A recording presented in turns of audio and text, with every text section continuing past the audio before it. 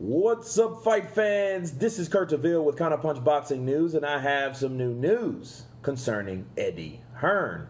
Eddie Hearn doubts the injured Deontay Wilder will be ready to face Fury this year. Okay. Eddie Hearn has had this to say about the whole ordeal.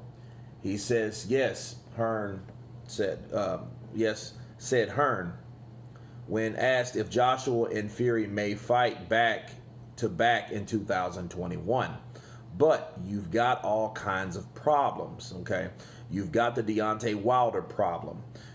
You've got the Dillian Whyte problem. He's the WBC mandatory for Tyson Fury as well. When we see them, Joshua Fury is interesting. Hearn said of Joshua and Fury, I'm not sure if Deontay Wilder will be ready this year. I have a funny feeling. I'd like Dillian to jump in and fight Tyson Fury at the end of this year. I think if Wilder isn't ready, then it's Fury versus Whyte. Should be absolutely 100% made by the WBC, said Hearn.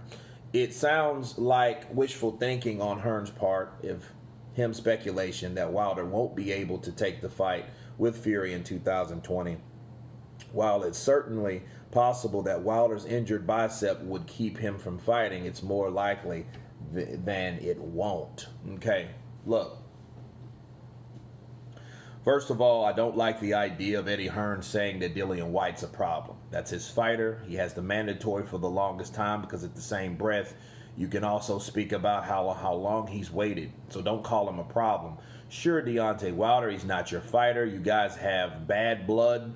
So I understand him talking about the problem. I know what he means. Problem meaning obstacle. But the wording just doesn't sound right to me. That's the first counterpunch. Second counterpunch on this is that I do agree with him.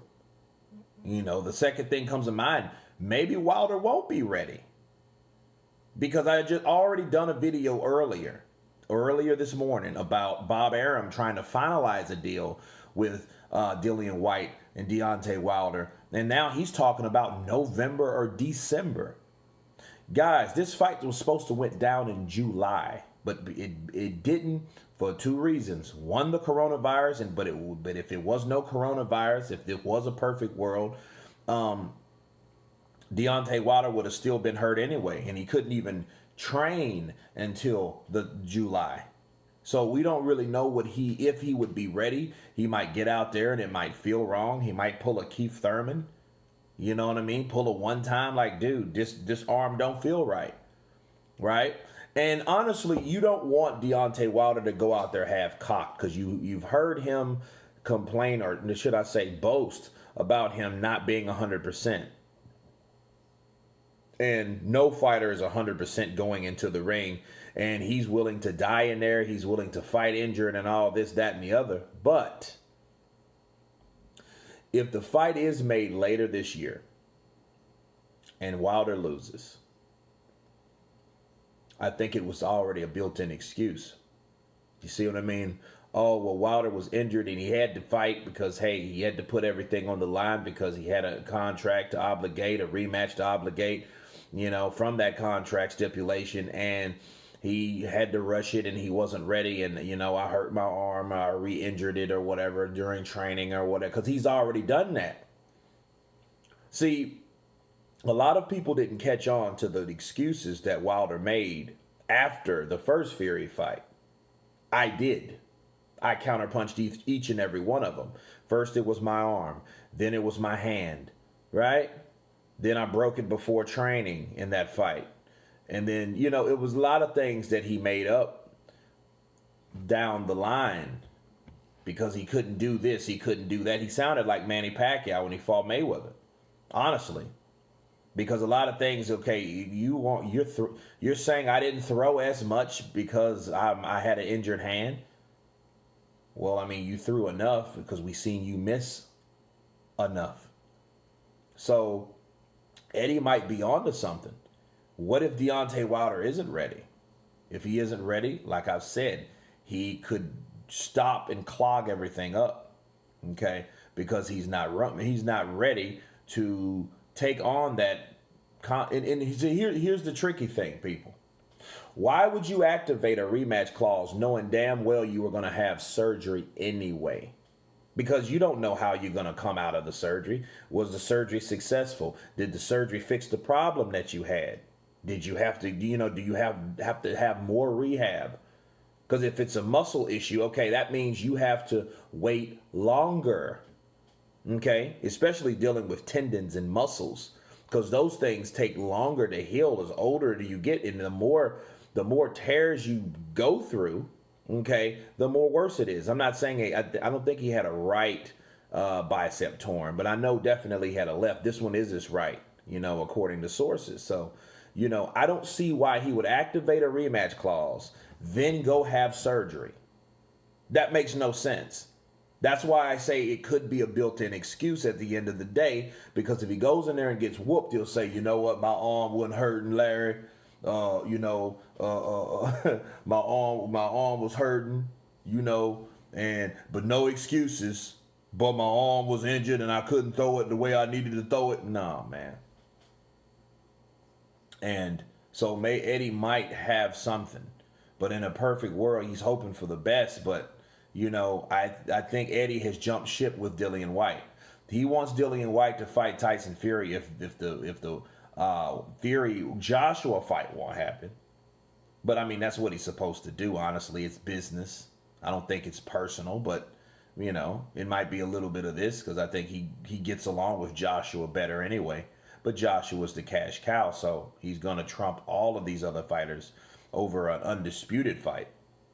So I'm not really knocking Eddie Hearn, but I am saying I know where he stands when it comes to business. So and then it's crazy. And let me counterpunch something else I read that didn't make sense. He was like, Fury versus White should be absolutely 100% made by the WBC. Well, here's the problem. It's not about the WBC. Okay? The WBC messed up last year when they snatched Dillian White away and then they gave it to Tyson Fury, the same privilege and the shit he fought for. They snatched it away after he'd already earned it for fighting an undefeated Oscar Rivas, right? Now that drug test was whatever it was, but it had nothing to do with the WBC. The WBC is regulated by VADA. VADA is the drug testing for the WBC. Okay, nothing happened to his VADA test, so they should have stayed out of it. So they screwed Dillian White. I get that. That's the backstory. Okay, but nowadays, this doesn't have anything to do with the WBC. The WBC, Mauricio already said, hey, I have nothing to do with it. His final date has been pushed back. We have gave it back to him. But here's another thing that doesn't make sense about the WBC, people. I just thought about. Why would the WBC take something from you and then give it back to you? That's stupid. Because if you took it from one fighter and gave it to another fighter, why would you prolong the person that you took it from if there was some type of... You see what I mean? It doesn't even make sense. You snatched it from Dillian White, gave that opportunity for Tyson Fury. Tyson Fury fought Otto Vailene for that same thing to become quote-unquote mandatory, which they were already in negotiation anyway. So how can you just throw that to Tyson Fury like that and then we're going to give it back to Dillian White because he was temporarily suspended, so we're going to take it away from him. So we're just going to give him the next bump or the next available date. It's bullshit. It's absolute bullshit. Because they had no reason to do that anyway. You know what I mean? Tyson Fury has already supposedly fought Deontay Wilder for the mandatory, so they shouldn't be anything. But again, it's not with the WBC, it's with the contract. So it's all about what's on that contract that deciphers who can Deontay Wilder still hold it up if he has an injury. But Eddie Hearn, I think he's seeing that because he's like, okay, if these clowns are going to fight in November or December, this fight might not even happen this year based on certain things. You know what I mean? And you can predict how early a person heals. But then again, we are looking at professional athletes. It would be stupid or foolish if Wilder was actually hurt, okay? If that was the real reason, that he wanted to prolong it, then why would his people push him into a situation where he's already lost, and then you have him coming back from an injury?